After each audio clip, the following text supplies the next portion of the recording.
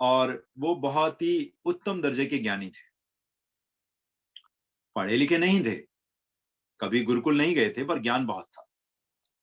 इसका मतलब ज्ञान ऊपर वाली लेयर पे नहीं था, अंतर मन में अंदर था। समग्र ज्ञान था, जो अंतर मन में आंतरिक ज्ञान होता है। समग्रता थी उनके अंदर, जहन से निकलता था जो निकलता था। तो उनके पास एक आम व्यक्ति आया, एक आम आदमी आया। इत्तेफाक से वो व्यक्ति भी एजुकेटेड नहीं था, और उस व्यक्ति के जीवन में कुछ समस्याएं थी। वो उन समस्याओं से निजात पाना चाहता था, और उसने उन सिद्ध महात्मा के बारे में बहुत बेहतरी से सुना था, बहुत लोगों से सुना था। तो वो चलकर उनके पास आते हैं और उनसे अपनी व्यथा सुनाते हैं। तो वो सिद्ध पुरुष, वो महान व्यक्ति, उनको कुछ ज्ञान देते हैं।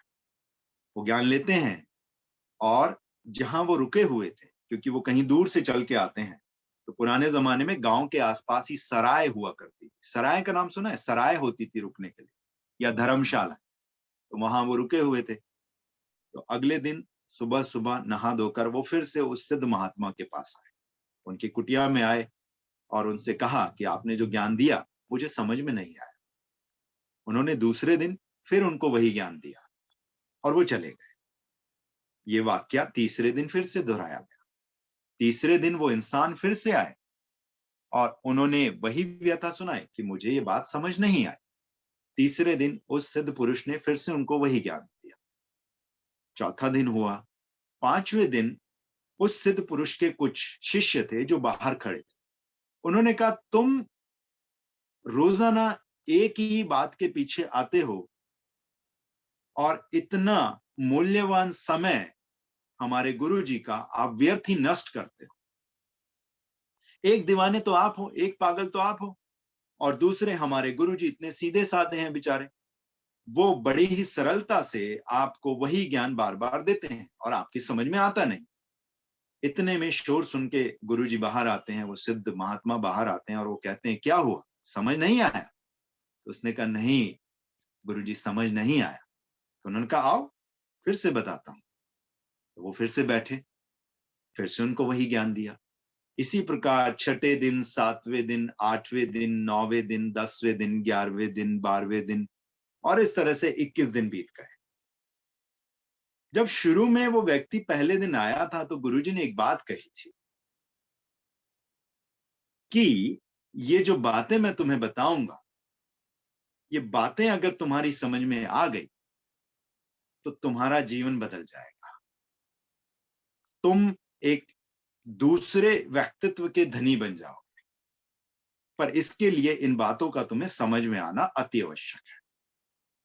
22वें दिन वो व्यक्ति नहीं आया। तो 22वें दिन ये जो महात्मा जी थे, इनके मन में व्याकुलता उठी, और ये चलकर वहीं चले गए जहां वो व्यक्ति रुका था। उस व्यक्ति के अंदर कमरे में गए, कक्ष में गए, तो पूछा, क्या हुआ, तुम्हारी तबीयत तो ठीक है, आज तुम आए नहीं। मैं तुम्हारा इंतजार कर रहा था कि तुम आओगे और फिर से पूछोगे समस्या का समाधान। उसने कहा, गुरुजी समझ में आ गया, और मेरा जीवन बदल गया।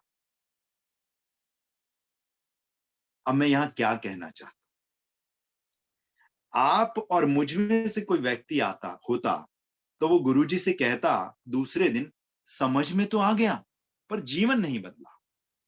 पर क्योंकि वो ठेठ मूढ़ व्यक्ति था, अनपढ़ आदमी था, उसको एक ही लाइन समझ में आई गुरुजी की पहली, कि जब ये बातें तुझे समझ में आ जाएंगी तो तेरा जीवन बदल जाएगा।